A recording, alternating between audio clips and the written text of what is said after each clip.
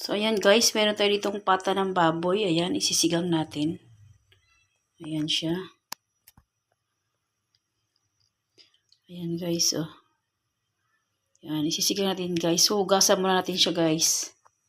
Ayan, linisan muna natin ng maigi. So, ayan guys, nag-fast forward na tayo. Bali, ginisa ko nga pala to guys sa sibuyas, bawang, at kamatis. Itong ating, ano guys, paanang baboy. Ayan guys, oh. Ayan. Palambutin lang natin siya guys ng gusto. Ayan. Yung pata ng baboy guys, medyo may katigasan. Kaya palambutin muna natin ng gusto.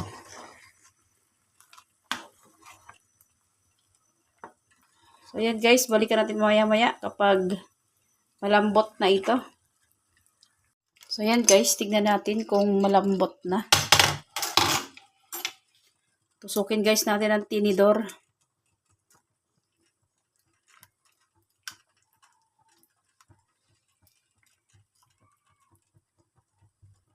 Ayan guys, malambot na siya guys. Oh, natutusok na. So ayan, maglagay tayo guys ng pampalasa dito. So ayan guys, maglalagay lang tayo ito ng gabi. Sinigang sa, sa gabi. Ayan guys, oh. 22 grams siya guys. Yan, ilagay natin ito lahat para sobrang asim. Masarap pag sobrang asim. Yan. Hinahinaan ko ng konti yung ating apoy guys. Then, maglalagay tayo guys ng isang cubes na pork. Tapos, magic sarap. Yan. Ito na guys ang ating pinakatimpla. Pwede naman kayo guys magdagdag dito ng patis or bitchin. So, kasi ako, hindi na ako nagdagdag ng ganun. Dahil, maalat na yun guys. Kasi ako nagluluto guys, sakto-saktuhan lang talaga. Yan. At wala rin akong pamintang buo dito guys. Yan, or crack. Pwede nyo rin dagdagan. Kasi sa inyo yan guys kung magdagdag pa kayo ng ibang pampalasa. So ako kasi goods na to. Ayan.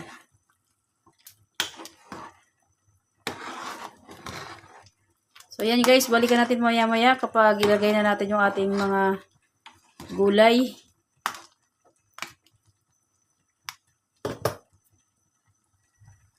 So ayan guys, tignan natin yung ating iluluto kung goods na siya.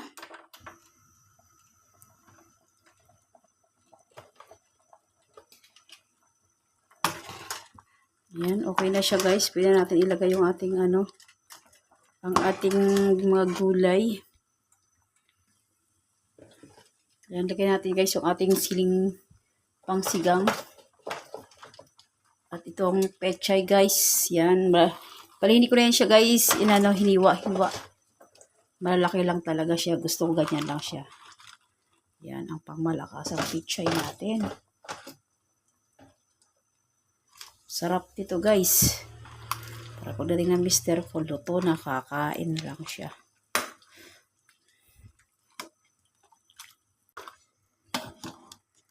So yan guys.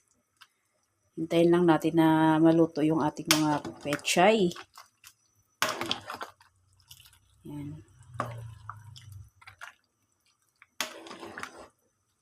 Yan guys, yung ating pata ng baboy. Ganito yung mga bet niya guys na pagkain. Yung mga ganito, yan, mga ganyan, mga sinigang. Yung mga gusto niya, yung mga karne-karne. Kasi ako guys, bagoong lang ako guys. Goods na talaga ako sa bagoong lang. Kahit may kalamansi at saka sili. The best na sa akin yan guys. Kahit nilagang okra or nilagang talong. Or talbos ng kamote, goods na yan ako guys. Yan ang ating sinigang na pata ng baboy.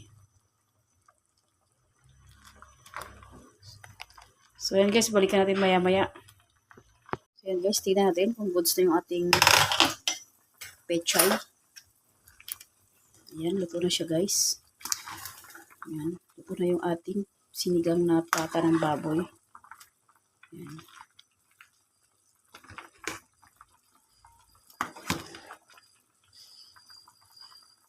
Yan guys, so, luto na siya.